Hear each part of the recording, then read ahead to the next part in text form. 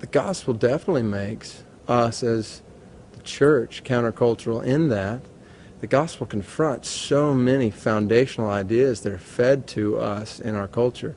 The gospel confronts our self-centeredness. The gospel confronts our self-sufficiency. The gospel tells us that we are dead in sin and lovers of darkness and doomed to hell and can do absolutely nothing to save ourselves.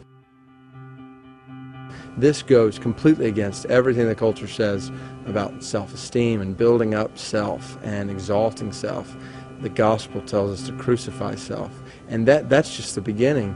The way that works out in total submission to the lordship of Christ, which is turning aside from the things of this world. It's giving up everything we have, Luke 14. It is picking up our cross, denying ourselves daily. This is what the gospel requires. It's what the gospel demands of us. And the reality is, in our culture, that is going to cause us to live radically different.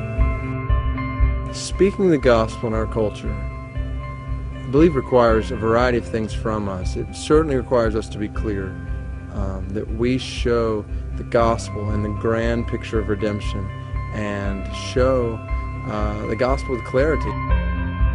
I think we have muddied the waters with the way we have communicated the gospel in our culture and reduced it to a superstitious prayer we pray. This is not what the gospel is about.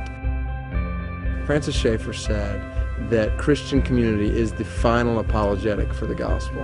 And this is where the church and proclaiming the gospel in an increasingly post-Christian culture, they both come together, because the church must reflect the gospel. We must be a radically different community in order to support proclamation of the gospel in an increasingly skeptical culture.